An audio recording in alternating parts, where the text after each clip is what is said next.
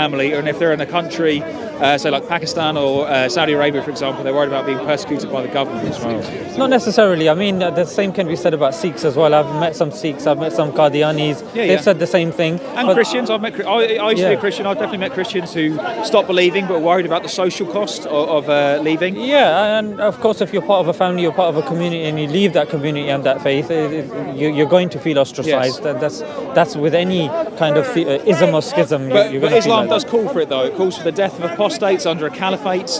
It says that under a caliphate, if they rule, that an apostate who leaves Islam and criticises it, that they should be put to death. And that does lead to, obviously, the cultural attitudes as well, where people are afraid to be honest about their... Not necessarily, because even if you look within liberalism as well, I mean, you look within the laws of Kant and Locke, even John Rawls as well. They say even within the frames of liberalism, there's... in fact, I think it was John Rawls or Kant who said that if the ruler says stand in front of a cannon, you stand in front of a cannon. Yes. So, and even Mosaic law, Locke or Kant, I forget which one, they said the apostasy within the law of the Mosaic law. Is this a two-quay fallacy? Is this saying that you as well? So Muslims call for not necessarily death of apostates. Some liberals call for death of people who go against the political order. Are you saying that? I'm glad you said that. I'm glad you said that.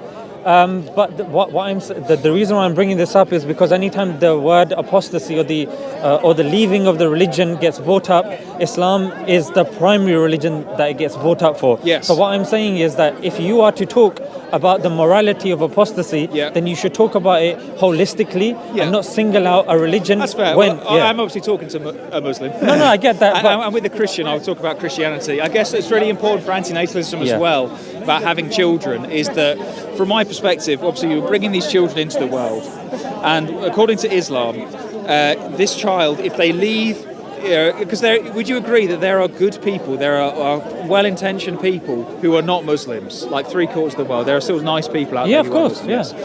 So one of these people could be someone who's born in an Islamic family. They choose to leave Islam, and according to Islam, because they've left, they're going to be killed in this life under the caliphate, not like as a vigilante, but under the caliphate, and then burn in hellfire forever.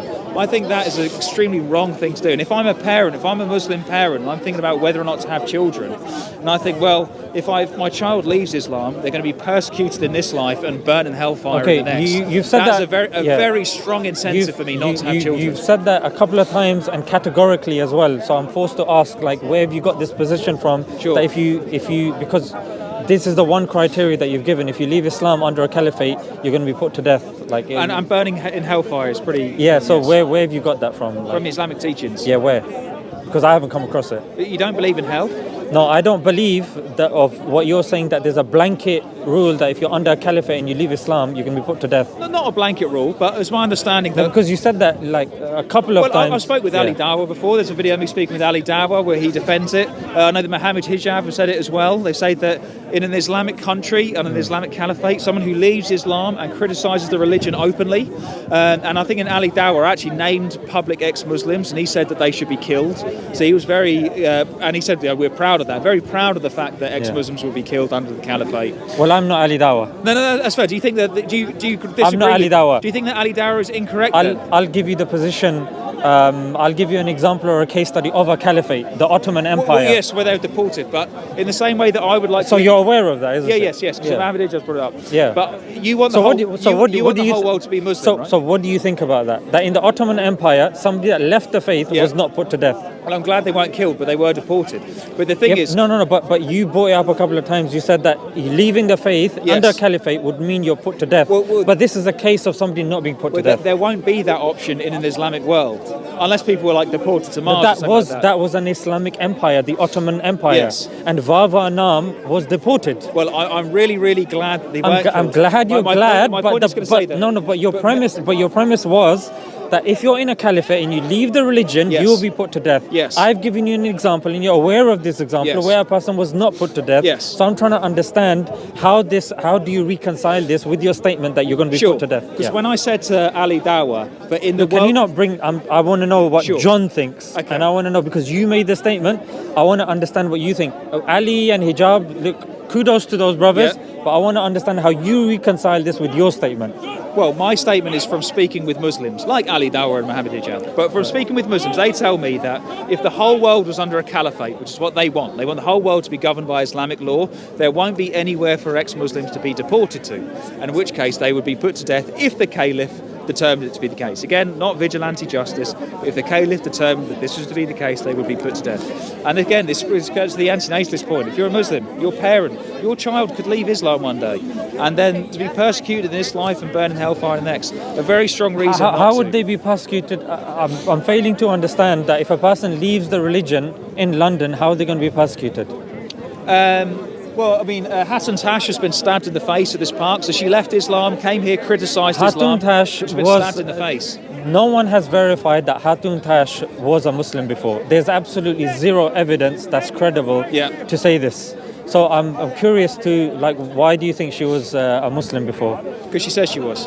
Okay, if I say I was a chocolate biscuit, does that make me a chocolate biscuit? No, but you tell me you're a Muslim, I take you at face value. No, she tells me that she was a Muslim, she's now a Christian, I take her at face value. What you're doing is you're coming and you're representing a cause, yeah? And the cause of anti-natalism. Exactly. Yes. So this is a cause. So you're going to be speaking and engaging with a lot of people. Yes. Yeah, and you have a cause. So I think if you're an average Joe, for you to take things at face value, okay, fair enough. But because you have a team, you have an objective, I don't think it's sensible for you to just take, because X said this, therefore the whole of the religion believes this. Because Y said this, therefore she was I don't think that's... It's from my conversations with Muslims, and that's the... Yeah, but I don't think having a conversation with a Muslim implies that that's the teaching of the whole of Islam. Well, I'm interested in the religion as it's practiced by people and what people believe in. As I said before, when it comes to anti-natalism, I will have to go after this, sorry. Of course. When it comes to anti-natalism, my starting point isn't to go up to them and say, you need to be an atheist like me and go from there. No, but your point was that, look, they, as a Muslim, you believe they'll go to the hellfire and this will happen. Well, many Muslims do believe this, would you agree? Believe what? That the Muslims I've talked to today, I mean, you might be different, sorry. Then again, I'm just going over what people are telling me, is that if their child leaves Islam, then they will go to hell. If a person burn in the lake of fire. Yeah, of course we believe that there's a hellfire and you will burn in the hellfire as well. A really strong reason not to have a kid is because your kid might be the one going to hellfire. Now, my kid is not going to be any chance of going to hellfire because I'm not going to create them. Whether that's the Islamic hellfire, the Christian hellfire, some other hellfire if there is one. But you know what? I'm not risking my kid going... John, as a human being, that's a very sad way of living one's life. How so? I'll tell you. Because if you believe that, you know what, let's just say you have a friend and you're like, I want to protect that friend from this problem and that strife and this harm. You're going to keep them in a cotton wool. You're going to smother them, frankly. Yeah, you're not going to allow them from going out, from experiencing life and existence. That's exactly what you're doing. You're taking control of life, which is actually not in your control. You actually can't. Even if you use contraception, John, even if you use contraception, you can't control life. If life is going to happen, it's going to happen. Do you agree? No. Then how are you going to stop it? If I choose not to have sex again, then I'm not going to have any kids. No, if I choose not to donate, there's not going to be. Not necessarily. So there's possibilities. There's kids here. Whose kids are these? My little brothers. Your little brothers, because the conversation's a bit. No, sorry, yes. We can steer away from it. I didn't mean to take it that direction. Nice to see you guys. Sorry, I didn't mean to take it in that direction. But you know what I mean? No, I get you. I know it wasn't deliberate. I can tell from, but they've gone now. Sorry, yes. So there's ways of having kids without having sex. Yes, but I mean, I would have to, unless someone stole my sperm from me in my sleep. No. There's ways that even if you're doing foreplay, which of course you believe that there's an attraction. If I never did any of that, I never touched a woman again. Well, I never went to a sperm bank. I never did IVF. None of that. Is that what you're committed to? I'm not saying that I am personally committed to that. It would be a lonely life. John, it would be a lonely life. You are practice what you preach, mate. Come on. No. I am practicing what I preach and not having children. No, but would you never go near a woman to make sure that never happens and you don't bring a child that's going to burn in the hellfire? Or, you know, he could potentially accept Islam and surely you would want to stop that. Well, no, but if I did accept Islam, then they might burn in the Christian hellfire as well. But no, honestly, it's been a really good chat. I do need to head off now. Likewise. Thank you so much. What's the name of the channel, sorry? So, this is probably going to go on like, there's loads of these channels, Sam Dawa, Dawa to Soul, Smile to Jannah Extra, there's a few of those. That's good. Lawrence Anton, this is going to go on. Even though neither of us are Lawrence. Lawrence Anton, yeah. We should be getting some of his ad revenue. But no, thank you so much. My pleasure. Take care, John. John, Yeah. I'll just give you another handshake and I'll take that off you, don't worry. Thank you. Take care. Have a good day, guys. Assalamu alaikum, brother. Are you alright? Habibi. You okay? Big fan from America. MashaAllah. Yeah. Where? Washington, D.C. Washington, D.C. Yeah. My brother's from Washington. Yes, sir. Alhamdulillah. Appreciate all the dawah work you guys are doing and making it clear for the younger generation like myself. Like we have a lot of scholars in America too, but it's not like how you guys have it out here. It's like very raw, you know what I mean? Alhamdulillah, yeah. It is. People are blessed here, you know. So I guess it's like trial and error. A lot of the youth, back in the days got lost, and this is like the results, the fruits, Who knows, bro? Right? Who knows? Dua of our parents, who knows? Exactly. You know what I mean? But America, we're in the process of trial right now, you know what I mean? That's right. Subhanallah. Yeah. How are you finding it? First time at Speaker's Corner? Yeah, it's cool. I mean, I watch a lot of videos, so it's, I kind of knew what I was signing up for. Yeah. It's really cool, We don't have anything like this over there. Alhamdulillah. I mean, there's freedom of speech, but it's nothing like this. Thank you, brother. You're the only one that takes all of them, bro. Allah bless you. Which one is your one? Is that your one? Yeah, these are. Yeah, sorry, I had to because we.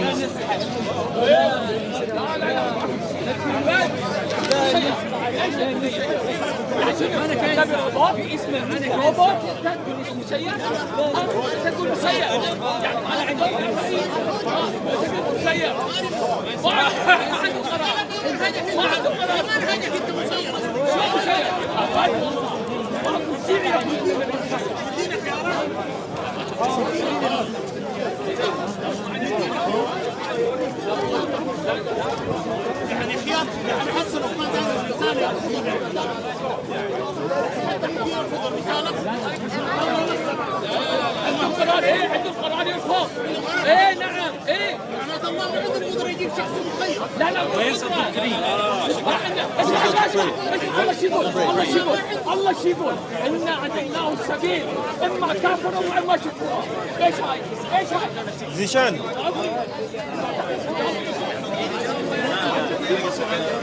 زي